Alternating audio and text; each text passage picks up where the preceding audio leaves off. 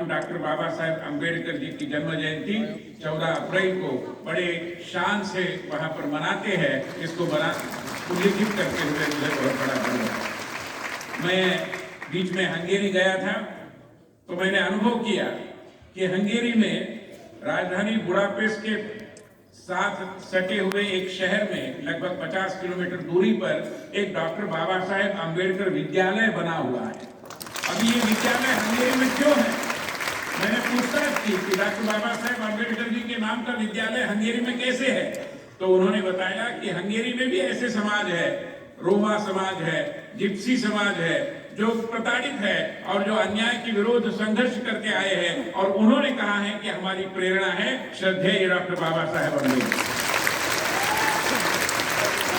Doctor Baba Saheb Ambedkar ji ने हमें संदेश दिया और मैं मानता हूं कि उनका संदेश समूचे भारतीय समाज के लिए है, और वो ये है कि हम सीखें, पढ़ें, संगठित हो जाए और संघर्ष करें।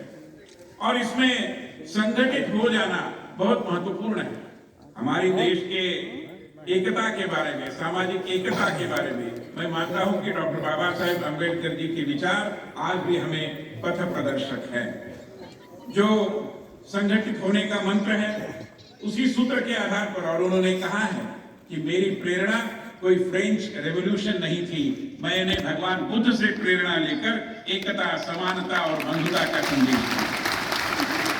तो भगवान बुद्ध की प्रेरणा मैं मानता हूं कि जो डॉक्टर बाबा साहेब अम्बेडकर जी ने पाई, जो हम सब तक पहुंची है, ये भी हमारी एक बहुत बड़ी और बहुत महत्वपूर्ण विरासत है।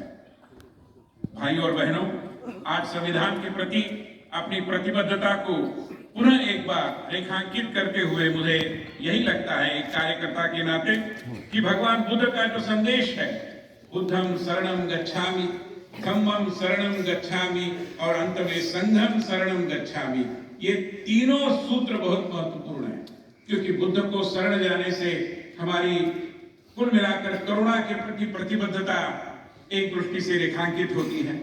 धम्म के प्रति जब हम शरण जाते हैं तो मानवता और पूरे मानव कल्याण का जो मंत्र है, जो भारतीय संस्कृति का अविभाज्य अंग है, उसके प्रति हम प्रतिबद्ध हो जाते हैं।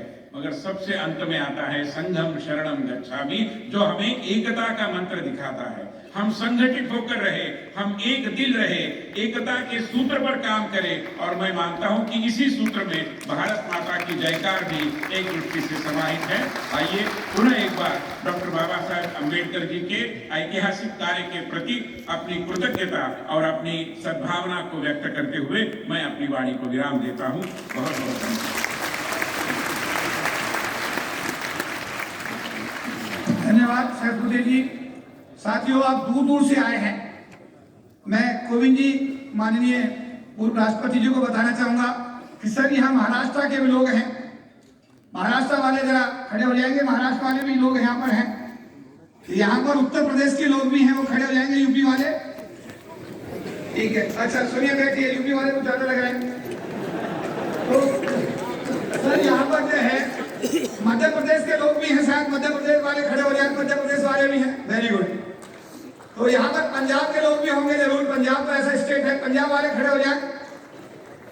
चलिए, कुल मिलाकर के ये है कि ये बिहार वाले भी हैं, बिहार वाले खड़े हो जाए, बिहार वाले। चलिए, बिहार के लोग भी हैं।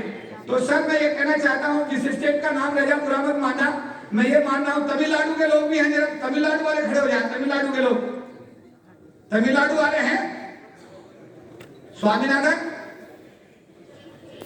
किधर, और ये पीछे की साइड में। चलिए, कुल मिलाकर जितना दूर है उतनी संख्या कम हो जाती है, लेकिन फिर भी बाबा साहब के संविधान को सेलिब्रेट करने के लिए पूरे देश के कोने कोने से जो डेलीगेट्स आए हैं, मैं आपको ये बताना चाहता हूं कि ये जो अनुसूचित जाति जनजाति संगठनों का अखिल भारतीय महासंघ है, ये जैसा मैंने बताया कि 1997 में माननीय हेमंतप्पा साहब के कक्ष में इसका गठन किया गया था। और उस समय चुनौती दी कि आरक्षण विरोधी आदेशों को वापस कराएं और हमारे SC/ST समाज के आरक्षण को बचाएं। खुशी की बात यह है कि महासंघ ने अपनी जिम्मेदारी निभाई। 97, 98, 99 में लाखों लोगों की रैली दिल्ली में हुई। माननीय कोविंद जी का पूरा आशीर्वाद, अटल बिहारी वाजपेयी साहब जो प्रधानमंत्री थे उस समय के, उनका बड़ा आशीर्वाद रहा और उन्होंने बड़े दिल रखते हुए संविधान में 3 संशोधन करके हमारे आरक्षण को बचाने का काम किया। जोरदार तालियां बात की है। चाहे तालकटोरा का मामला रहा हो, संविधान दिवस तालकटोरा में भी आपने मनाया, लेकिन एक विज्ञान भवन में बड़ी इच्छा की महासंघ की कि विज्ञान भवन में भी ये कार्यक्रम संविधान दिवस पर होना चाहिए। तो ये आपने रामलीला मैदान में भी किया, आपने इसको तालकटोरा में भी किया, और आज आपने इसको विज्ञान भवन, जो भारत का एक सबसे महत्वपूर्ण ऑडिटोरियम माना जाता है, जहां भारत के महामहिम राष्ट्रपति और प्रधानमंत्री कार्यक्रम होते हैं, आज महासंघ के तत्वाधान में आपने यहाँ आकर के जो अपने बाबा साहब के संविधान को प्रति श्रद्धा अर्पित की है, उसके लिए आपका बहुत बहुत साधुवाद और धन्यवाद। अब मैं माननीय कोविंद जी का बहुत बिजी शेड्यूल है, आप जानते हैं कि उनके पास में बहुत व्यस्तताएं हैं। इससे पहले कि हमारे अन्य वक्ता बोले, मैं उनसे माफी चाहूंगा और मैं माननीय कोविंद जी को आमंत्रित करूंगा कि वो आए, और उनके जाने के बाद में सभी वक्ताओं का संबोधन विधिवत रूप से होगा और इसी तरीके से ये हाउस चलेगा। मैं माननीय कोविंद जी को आमंत्रित करूंगा, आप खड़े होकर जब तक यहाँ तक आए ताली बजती रहनी चाहिए जोरदार। कोविंद जी के सम्मान में जोरदार ताली बजाइए।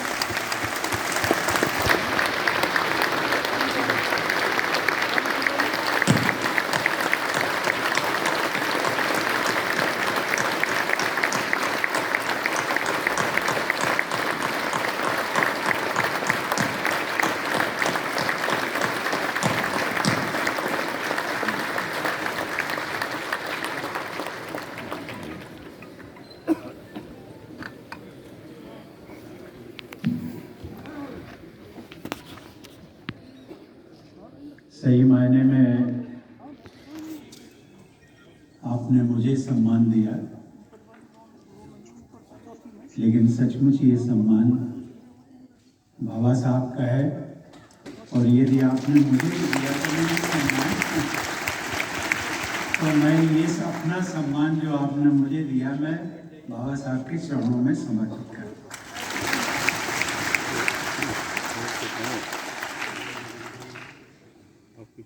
इस कार्यक्रम में प्रमुख रूप से उपस्थित ICCR के अध्यक्ष डॉक्टर विनय सहस्त्रबुद्धे जी, राज्यसभा सांसद श्री जयंत चौधरी जी, राष्ट्रीय अनुसूचित जाति एवं जनजाति आयोग के पूर्व अध्यक्ष श्री H हनुमंतप्पा जी, राष्ट्रीय अनुसूचित जाति आयोग के सदस्य श्री सुभाष पारदी जी, राष्ट्रीय अनुसूचित जाति आयोग की सदस्य doctor Anju Bala ji, All India Federation of SC and ST organisations के अध्यक्ष श्री राजेंद्र प्रसाद जी, महासचिव श्री KP चौधरी जी, और यहाँ उपस्थित सभी देवी और सज्जन।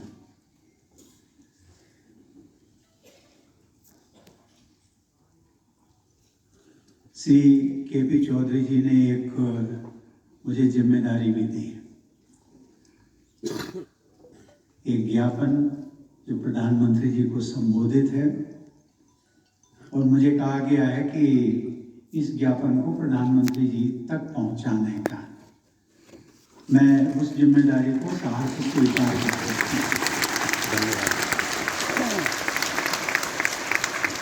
हूँ। अपने पास रख लो, ये भी कहाँ तो तुम्हारा कहाँ चला गया। मुझे आज संविधान दिवस के उपलक्ष्य में जो ये कार्यक्रम आयोजित हुआ है, उसमें आप सभी के साथ सम्मिलित होकर के